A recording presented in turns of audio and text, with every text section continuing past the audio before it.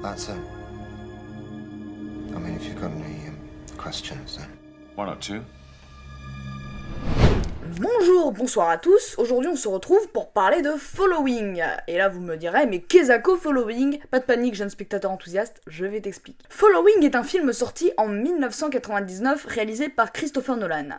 Mais déjà, pourquoi ce titre? Following nous raconte l'histoire de Bill, un jeune écrivain déjà en panne d'aspiration alors qu'il a même pas écrit son premier livre, qui va donc se mettre à suivre des gens dans la rue afin d'avoir une source d'inspiration, et un jour il va tomber sur un certain Cobb, qui est un psychopathe et accessoirement un cambrioleur professionnel qui ne cambriole pas pour les biens, mais pour le plaisir de cambrioler. Alors, comme je le disais, Following, c'est le tout premier film de Christopher Nolan, réalisateur d'Interstellar, Inception, The Dark Knight, Tenet, bref, des films qui sont entrés dans l'histoire. Et là, on va parler de son tout premier film, et je pense qu'il n'y a pas beaucoup de gens qui le connaissent, du coup ça va me permettre de faire cette petite critique, et de vous en dire un peu plus sur celui-là. Et franchement, je vous conseille de le regarder, parce que c'est un bon film.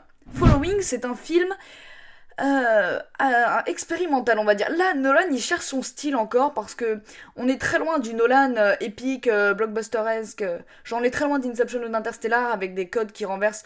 Non, là aussi, là, Nolan, il est sur un choix plutôt safe, mais bon. Donc, c'est parti, on va commencer avec l'esthétique du film. Le film a une esthétique noir et blanc. Oui, parce que tout le film est en noir et blanc, et du coup, j'ai pas envie que ça fasse fuir des gens parce qu'ils trouvent ça chiant. Mais franchement, voyez-le, c'est trop bien, il y a plein de films en noir et blanc qui sont géniaux, genre La liste de Schindler. Donc, le film est en noir et blanc, et du coup, ça donne un petit côté années 50. Et justement, Christopher Nolan, il va jouer avec ce côté années 50, parce que il va nous questionner, le héros, il a une machine à écrire, il y a plein de petits détails auxquels si tu fais pas attention, tu peux te perdre dans la chronologie. Parce que y a pas, on se croit pas non plus en 1999 quoi.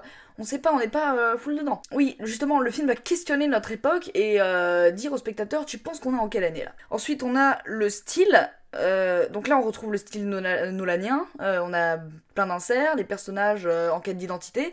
Donc, même si Nolan se cherche, il a déjà ses bases. D'ailleurs, il fait jouer son oncle, l'espèce de commissaire à la fin. En termes de mise en scène, pas grand chose à dire. C'est assez classique, hein, mais en même temps, il n'y avait pas beaucoup de budget, donc il a pas pu se permettre des trucs trop foufou. La lumière, ça fait le café, mais c'est pas non plus incroyable. Et maintenant, on va passer au personnage. Alors, déjà, on va suivre Bill, et on n'a pas trop d'attachement pour lui. Alors, ouais, c'est un écrivain qui se cherche, qui est en quête d'identité, mais il est pas... Je sais pas, comment dire ça. J'ai l'impression qu'on l'exploite pas assez, qu'il passe un peu au second plan. Et en plus, le film est très court, donc oui, parce que le film dure 1h10, quelque chose comme ça. On n'a pas le temps de bien vraiment l'exploiter, même si on a quelques petits indices sur lui, même si on va pas vraiment s'attacher à lui, on va tout le temps rester en retrait. Cobb, donc le psychopathe, c'est de loin le personnage le plus intéressant du film. D'ailleurs, Christopher Nolan a ce talent pour rendre les méchants ou les antagonistes incroyables et ultra fascinants. Oui, donc Cobb c'est un psychopathe, et en fait, la petite twist, là pour le coup, spoiler, oui, en fait, on apprend que Cobb, depuis le début, c'est pas vraiment un cambrioleur, mais c'est un... Oui, c'est un psychopathe total. Du coup, en fait, tout le récit va essayer de forcer Bill à prendre de l'argent. Oui, donc c'est... il va essayer de le manipuler. En fait, tous les cambriolages, c'était chez des personnes qui étaient consentantes. Et il y a une fille, à un moment, avec qui Bill va avoir une relation. Et en fait, cette fille était dans le coup depuis le début, et à la fin, t'apprends que c'était en fait un gigantesque plan de Bill. Et tout ça avec un retournement de situation très astucieux. Et en parlant de retournement de situation, t'as vu ces transitions travaillées?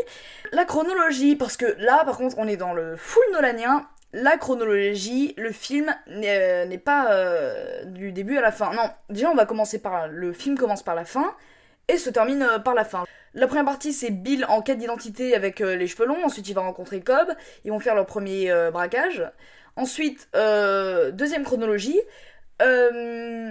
Bill se coupe les cheveux et a l'air plus sûr et a plus d'assurance. Donc on est face à un nouveau Bill. Et troisième chronologie, quand il se fait péter la gueule par Cobb. Et donc là justement ça nous permet de nous repérer dans toutes ces chronologies avec l'apparence de Bill. Alors que dans les autres films, Christopher Nolan va laisser ça à l'abandon, c'est à nous de nous démerder. Si, oui par contre, il faut qu'on parle des défauts, le rythme. Le film dure 1h10, mais il y a quelques passages qui m'ont semblé extrêmement lents.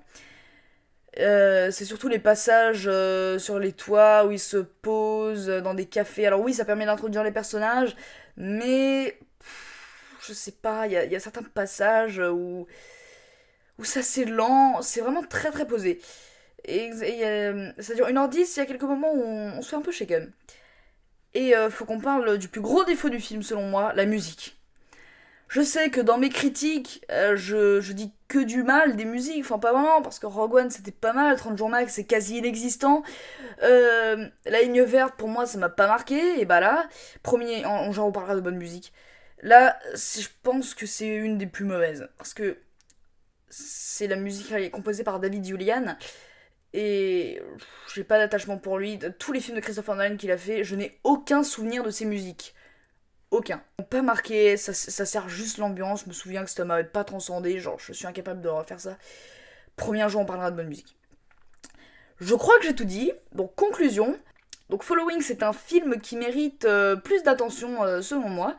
Le film est très cool, il est pas long, donc si vous avez un peu de temps, vous pouvez le regarder. Faites-vous votre propre avis, dites-moi si vous avez trouvé ça chiant ou si vous trouvez ça génial.